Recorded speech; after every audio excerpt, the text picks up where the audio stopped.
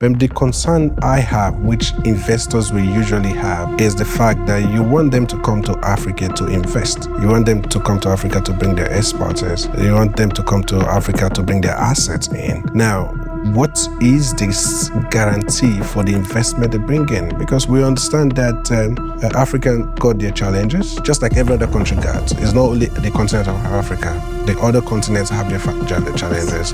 Obvious challenges of instability, political interference, greed, and some other elements that work against investment. How then do you guarantee these investors? So I think that in all countries, you cannot guarantee a fund or investment 100%. Okay. So every country has their way of doing stuff. So one way that DRC does is they give you permit, like a certificate to explore and export minerals. You know, the DRC is well known for its minerals. Right now, if you don't have the skills, and they give you $1 million, you won't do anything with it. Absolutely correct, yeah. The first thing we really want and we are looking for is the expertise, is the knowledge. So it's a transfer of knowledge. We want to learn from the Qataris because they're well advanced, like in technology, in health tech, and all of that. We really want to learn from them. Africa is so blessed as a continent, and we can boldly say that it's the most blessed continent in the world if they want to be sincere with themselves. You know, that's why all the attention is in Africa.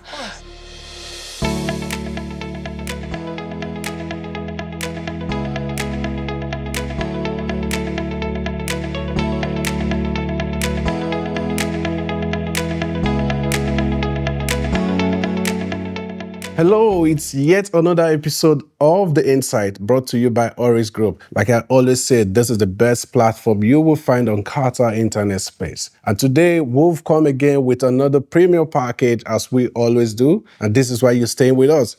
So we try not to fail you. We try to always bring you the best of content, the best of guests, so that we give you right information.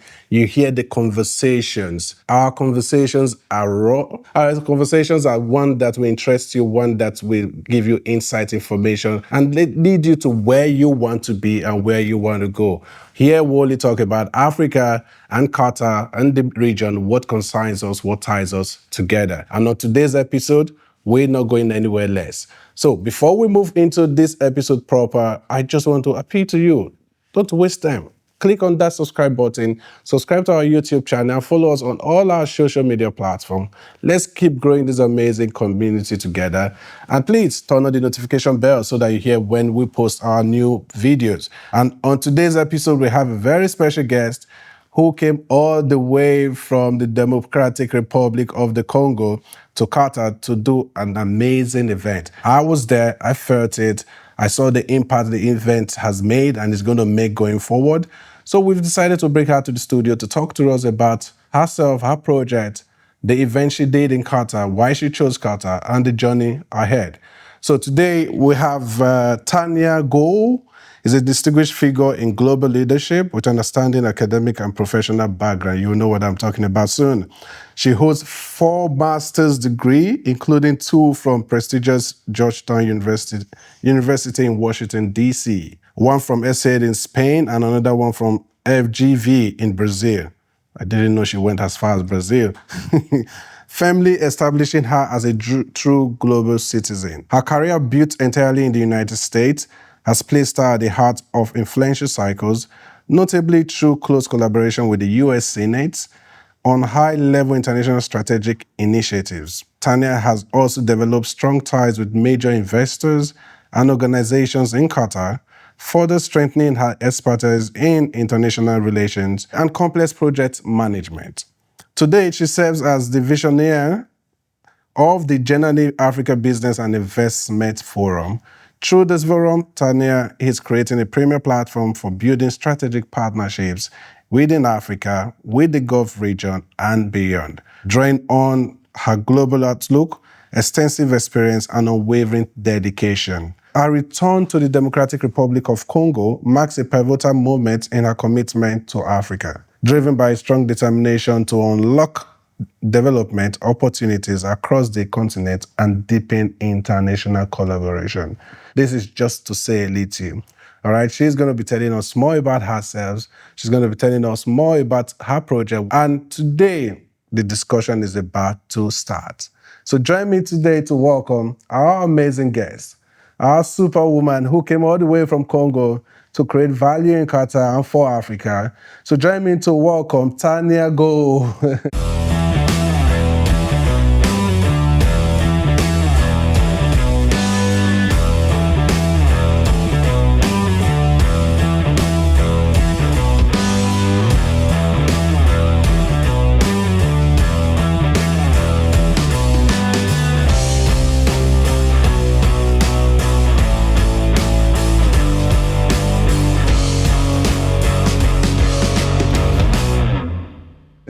Thank you so much for having me.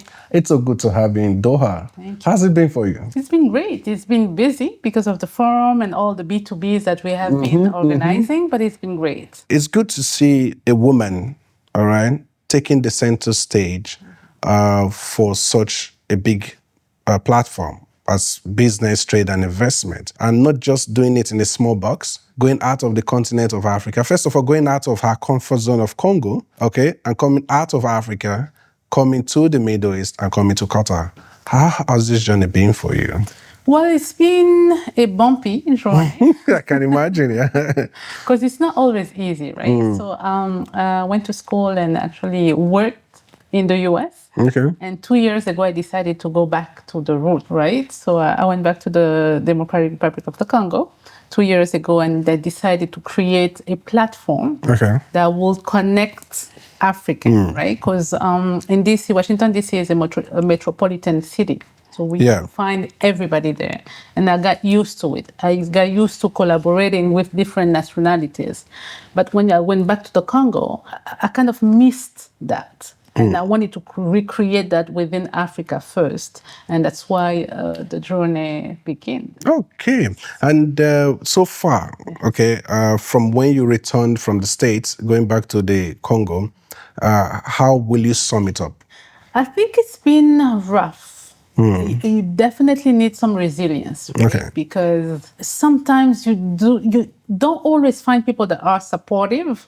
So you find sometimes you find people that will tell you that this is way too big for you. Like, go back to corporate, right? Like, find a 9 to 5. Yeah, 9 to 5. It's easier, but I actually have some resilience in me. And when somebody tell me that I cannot do something, it's like a challenge, and I like a good challenge. So has there been a time where you look back and like, I wish I never made this decision? Oh, when I got to Qatar, I was like, oh my God, what am I doing here? I just want to go back. Really? Yes, I was stressed because, organizing an event like the business forum that we did a couple of days ago, it's not easy. Organizing the same thing in a different country where you don't live, it's harder. Like, it's stressful. And thank God we have people like Mr. Famous that that really embodied the true intra-African connection. And really, really, I don't know if I can say it now, but you've been of a tremendous help. It's my pleasure. Really, just calling somebody and saying, you know what, we got you. And the African living in Qatar, it helps a lot. Yeah, true. What we do here, for us being Africans, we try to create a platform for easy entry, for other Africans who are coming in, right? So we know the difficulties, we know what are the easy points. We try to make sure that we create that way that they will come in and have less of issues and have ease of access and success at the end of the day. And we're happy that we were able to do that with you. And this is also open to other people who want to come We are here to give support as long as you're coming to add value to Qatar and you're coming to take value from Qatar. We are here. Africans are here to support you, to support whatever venture you want to do in Qatar. But let's leave. We're going to come back to your event, yeah? Okay, no problem. Yeah. Looking at 4 master's degrees from 3 continents. Yes. That's big. I just want to ask, going through these international classrooms, okay, how has that actually influenced who you are today? Well, that's a good question. That's the root of everything that I do.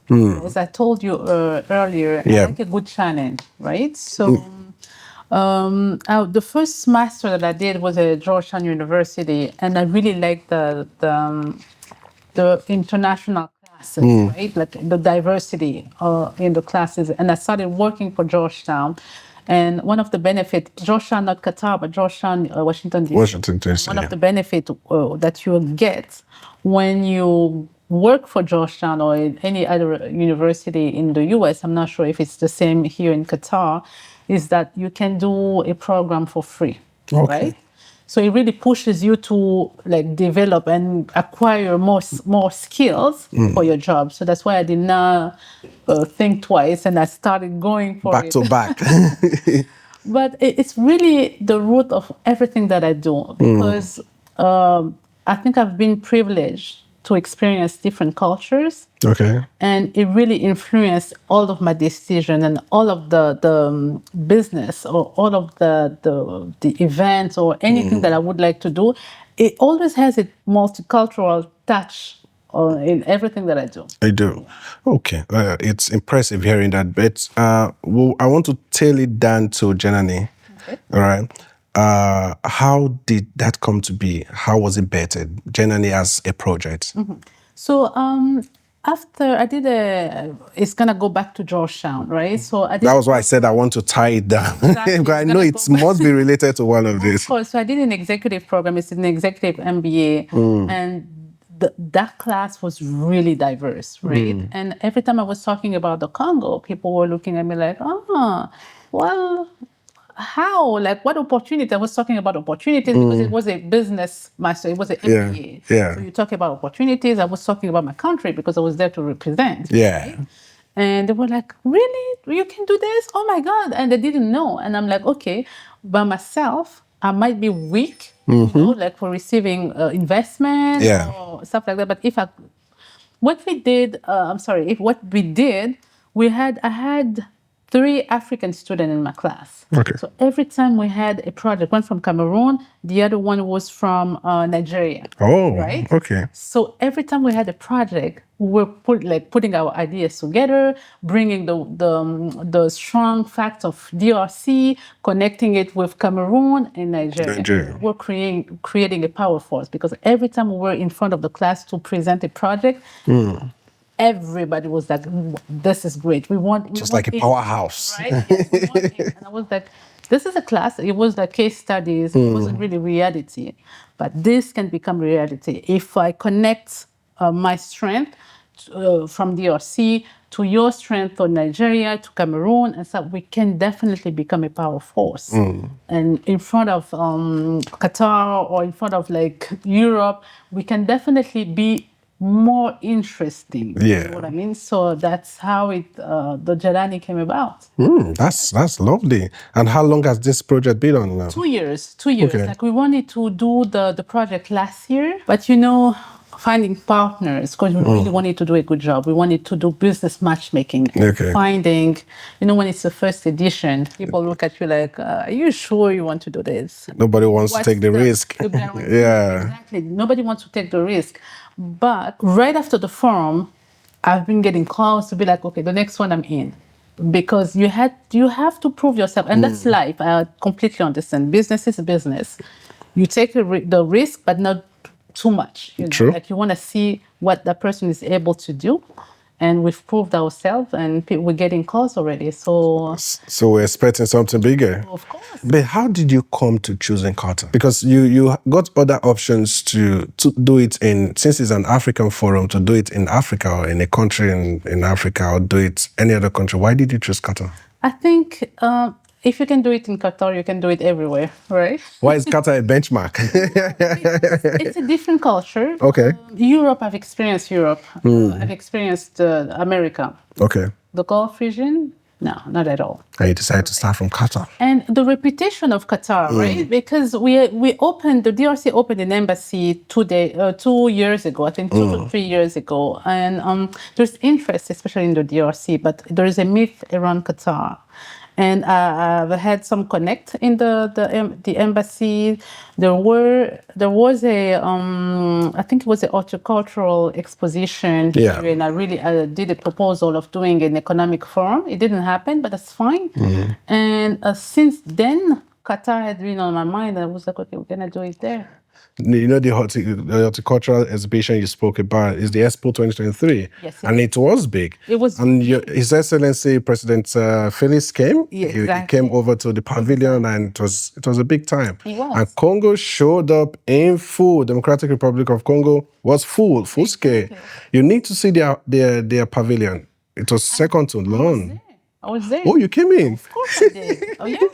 It was second to none. That's amazing. Now, you've chosen Qatar. You've done your project now, this edition in Qatar. Looking at the 3 days program you did, looking at the participation, how will you rate the success? It was successful because we had, I think I'm going to say, a little more than half of the participants have right now, they have signed a MOU or a partnership with a Qatari company. Companies, okay. Yeah. So this is great, right? Because we have to prove ourselves, because signing an MOU is the first step, but then we have to prove ourselves to deepen the relationship. So signing an MOU, we signed, like officially, the Jelany signed 3 MOUs with the Chamber of Commerce of Belgium and Morocco, with an educational system called SB2D. SB2D, yeah. With the EABA, which is the Egyptian African Businessmen Association. So what we did is we will collaborate in different projects. If we have investors and they have projects, we'll invest. If they have investors and we have projects, we'll invest. So we're going to work together.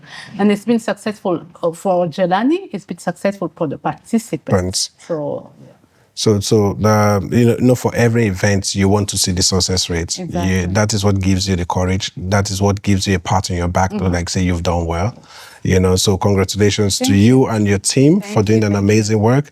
And we want to hope that the next edition is going to be in Qatar. Yeah, that's the goal. I think when we started something, as I said, we have to deepen the relationship. Absolutely correct. Before going to another country and exploring new territories, we need to make sure that this one we know more about the Qatar. We've tightened the relationship between Jelany and Qatari's companies. So that's the goal. We're not leaving Qatar until we have a strong relationship.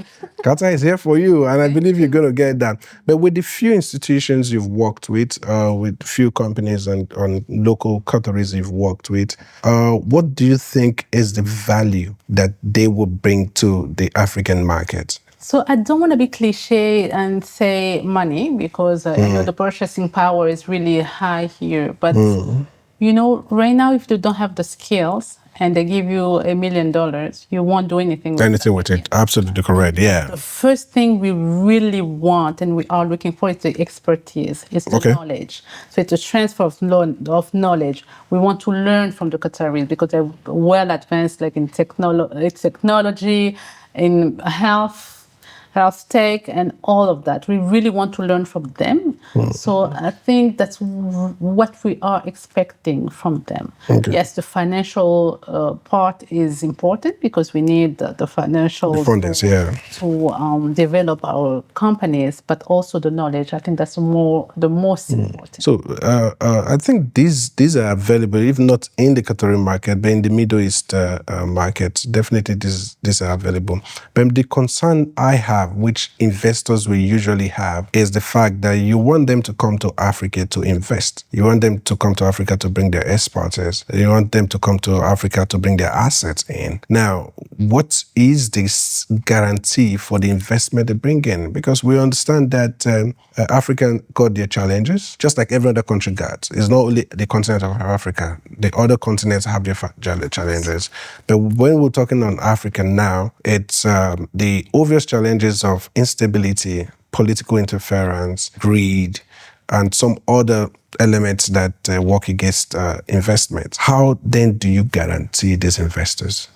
So I think as in all countries, you cannot guarantee any funds or any investment 100%. Okay. So every country has their way of doing stuff.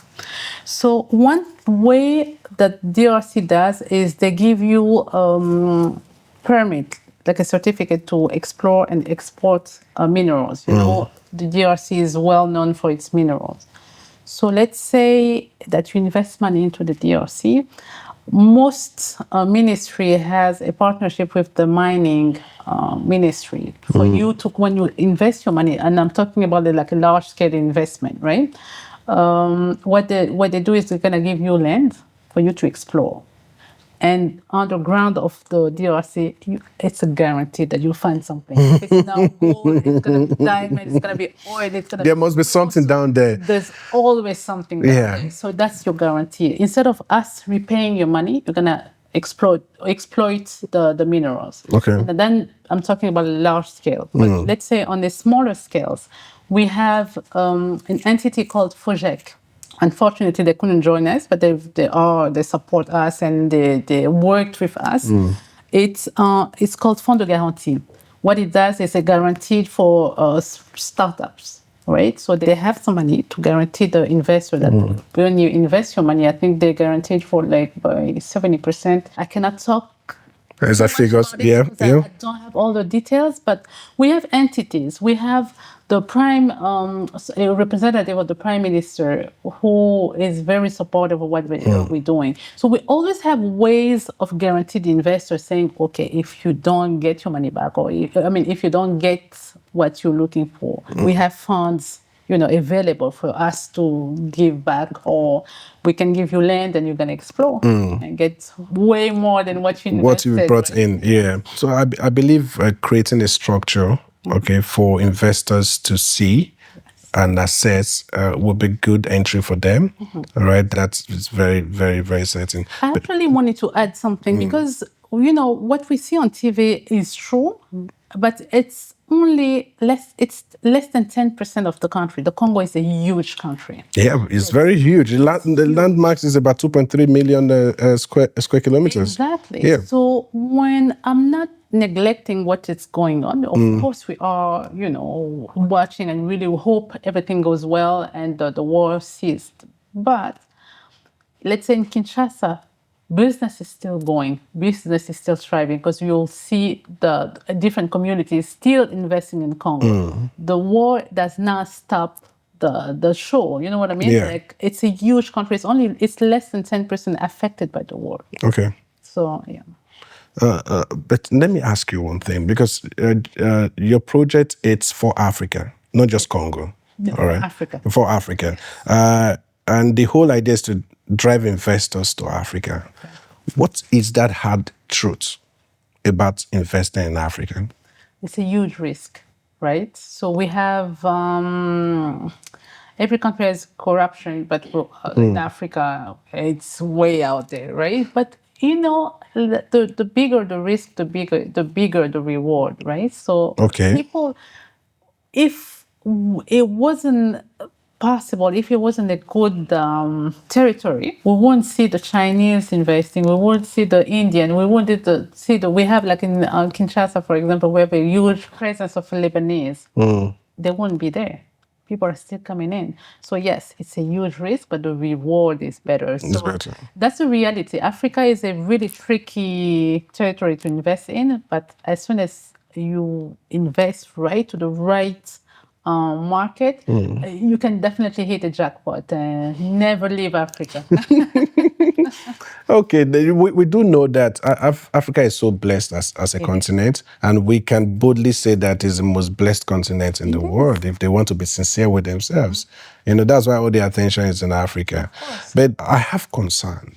And the concern I have is basically we're very concerned about bringing investors in, but we have a growing generation, all right, that actually needs a bit of attention, all right? We have startups coming up in different countries of Africa. They have two major problems. One is access to funding, and the other one is access to technology that they need to actually make the operations run. It's your own platform looking towards driving investors who will bring solutions to these two major problems and even more? Yes. So, as I said, for us, it's really to be ready to receive investment. As I think I said it earlier. If you're not prepared, I give you $1 million, you won't do anything. And it's true. So the goal is really to train our startups, right? To expose them to different forums, different competition, right? For them to become ready, investment ready. That's the key word. We really want our startup to be, the project had to be investment ready, because you can have a good project, but if you're not investment ready, even if you find somebody that gives you money, you won't do anything with it. So the challenge is to create, that's what I'm talking about, the synergies, right? To learn from each other, to create the power force so that we are more valuable in front of an investor, because it lessens the risk. If you are mature, the project is matured, all of the studies have been done, you are investment ready, I think it's going to ease the risk a little bit, I'm going to say. And that's the goal. It's really to create the synergies between us for us to become more ready. More ready. Now, let's talk on your project. Yes. Because I raised it on the funding part for the startups and the SMEs. What actually is your vision for this project? About the startup? The Jelany African Business Forum.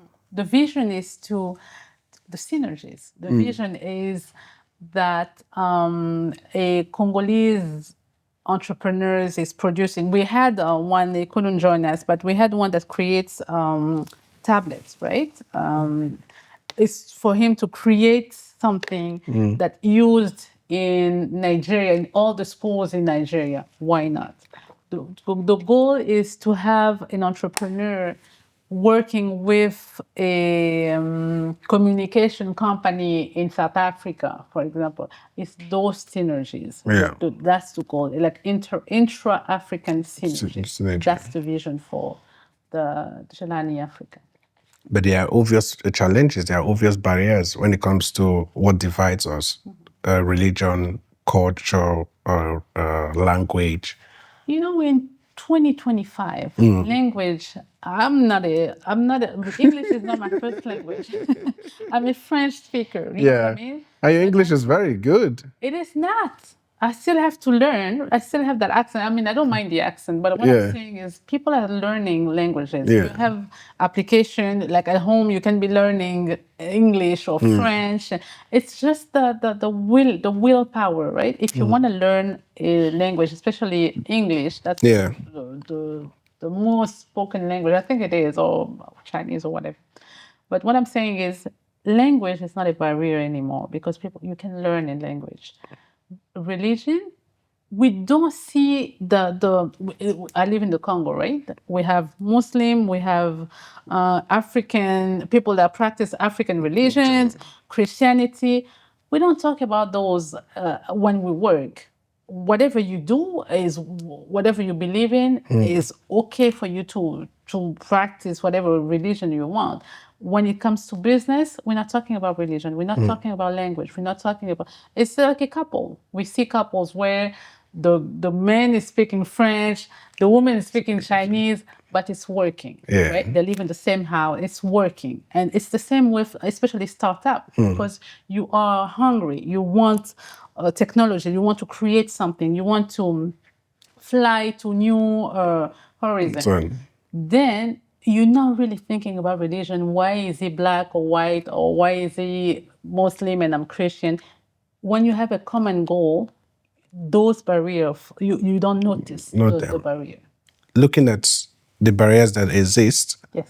even though I accept what you just said, but the barriers still exist, okay? Yes, I agree. But on the long term, we need to learn how to manage these barriers, because at the end of the day, there are trades, there are businesses, there are growth process that needs to happen across Africa that is currently not happening.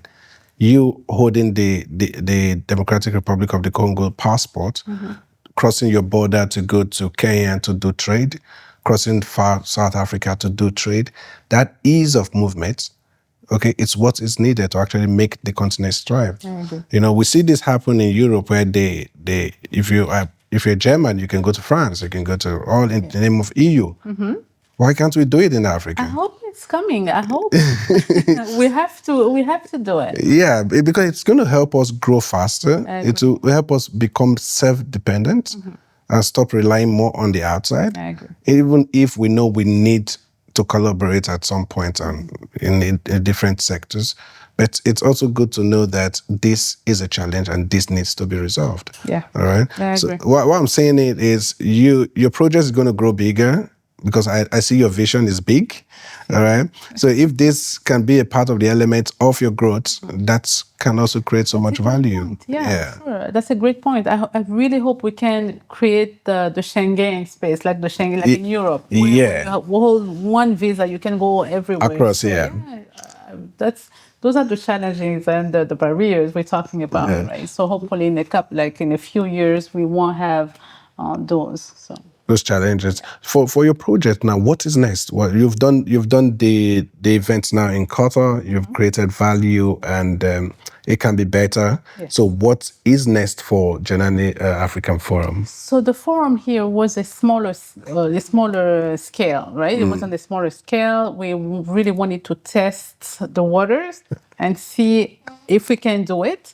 And it was proven that we can. Okay. So what's next is a bigger forum with more business councils, with more chambers, with a lot more Qataris, a lot more Europeans, for us to present ourselves and find partnerships and investments. So it's just, what's next is a bigger forum with more values and more panels and more discussion, because we had great panels with really that represented diversity of like women and what's the challenges and the opportunities in our DRC. So we really want to continue on the same space and deepen the relationship that we have created so far. So far. It's amazing, and we'll actually look forward to seeing the big picture. Yes. To be involved. Yeah, definitely we'll be involved. But in all this, you've been in Qatar in the last few days, and you've gone around. Yes. You've engaged with business community. You've engaged the cultural side of it. What will you say is that strong similarity between Africa, not just the Democratic Republic of the Congo, but I'm saying Africa and Qatar? I think it's the hospitality. Right? In Africa, really, like in Africa, when you go visit someone, you get food, you get people will come and greet you, they will ask questions, always wearing a smile on their face. And I think the in Qatar, and I've noticed that, like everywhere we go, the hospitality, you can really notice the smile, the food, and you really feel welcome. Sometimes it's too much. You're like, oh my God, like, stop. Qatar is the home of hospitality. You should know that. I'm telling you, sometimes it's too much. You're like, listen, I can't drink all of this tea. Like, I've had like 7 cups already. Like they keep on adding, and so it's really the hospitality. Okay. So do you see, because your forum is not just about tabletop business, all right? Cultural exchange is also part of the trade. Of course. Yeah, so do you see a possibility of more cultural exchanges between the commercial part of it, maybe, between Qatar and Congo, let's say? Yes, of course. Or even the bigger picture of Africa. Yes, for sure. So, as I said, we tested the water, right? So we really wanted to have an idea of how people will respond to what we're doing. Now we have a pretty good idea of how it works and what we can do. We talked about the economic side of the forum, but we have the cultural side of the Congo. I don't think we'll go into politics, but we'll definitely touch maybe the sports side of the forum. We'll definitely touch other sectors, other areas. Not politics, but yeah. Why are you so specific on politics? Like in the Congo right now, it's a little complex. Right? Yeah. The politics is a little complex. I think we'll leave it to the experts. Okay. And we'll focus on the economic, cultural, and everything else. Yeah, I agree with you. I want to say something. It's good we as Africans, we recognize efforts. You've been a Congolese, okay, coming all the way from the Democratic Republic of Congo and coming outside. You're not just doing your projects, you're representing your people. Of course. Yeah, and I believe your people should be proud of you for this landmark you've done in Qatar. I hope they are. So I just want you to do something before we progress on the show. I want you to speak to your people and tell them something you think they should know about Qatar and something they should know on the future of collaboration between this region and Qatar and the Democratic Republic of the Congo. Sure, I'll definitely talk to them in French. In French. Of course. Alors, nous sommes au Qatar. Nous avons fait un événement qui a été very successful. So sometimes I mix. Yeah, it's fine. Qui a été très, très, très positif. Nous avons eu de très bons feedbacks.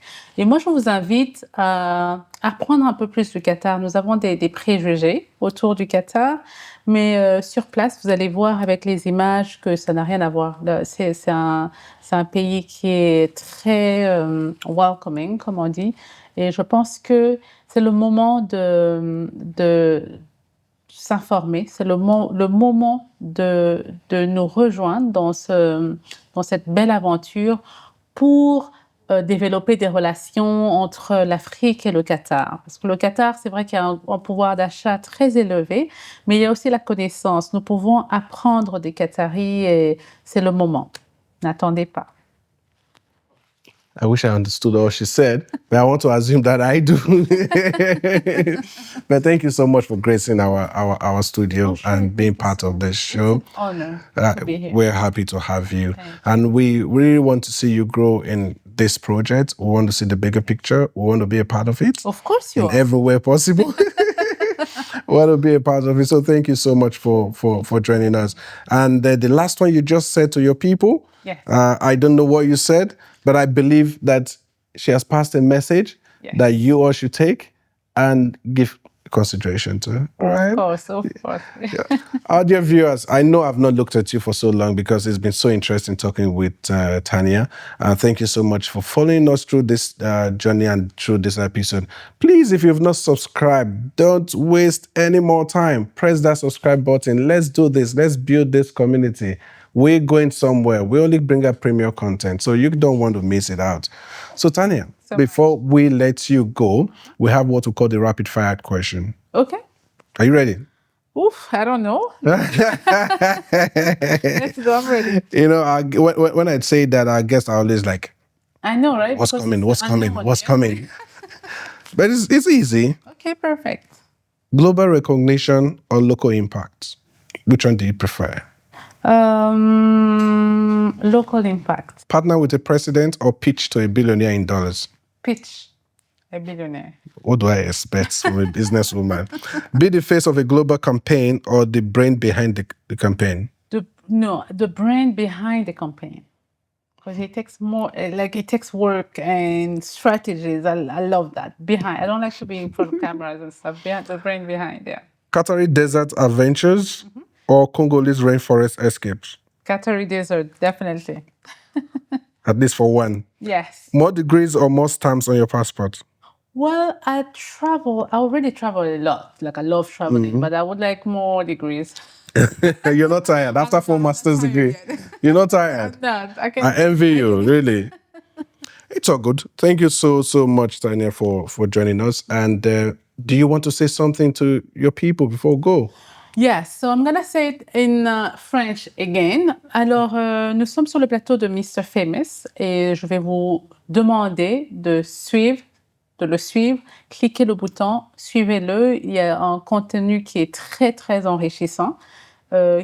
Pour savoir plus sur le Qatar, to learn more about Qatar, please follow him. Click on the subscribe button pour vous enrichir avec beaucoup de panélistes ou des invités qui sont très intéressants pour apprendre sur la culture et ce pont entre l'Afrique et le Qatar. Suivez sa chaîne, vous allez avoir beaucoup plus d'informations sur comment émerger ici au Qatar. Merci beaucoup.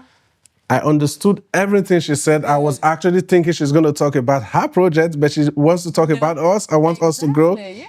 Thank you very much. Thank you. We're going to see people from Congo running on our platforms. That would be amazing. Yes, that would be amazing. Definitely. Well, definitely. For this job well done, for this moment we've spent, for this conversation we've had that has been so interesting and informative, we don't want to let you go. We're going to give you something. No way. Yes. What we do as a tradition, every guest that comes on our show goes with something. No And way. this is what we have for you. Oh, wow. Thank you so much. I am so grateful. Yes. I love it. Oh, We just want you to have insight close to you. And something to remember the love from Qatar. I see. Oh, I love it. Thank you so much. It's our pleasure. That's my award. Thank you so much. But it's not good, huh? Why not? Put some gold in here. Yeah? No, when we come to Congo, Congo, you're going to give us the good. Yes. Yeah, my team and myself will be coming to Congo, so get ready to give us a trophy. Gold, right? Yeah.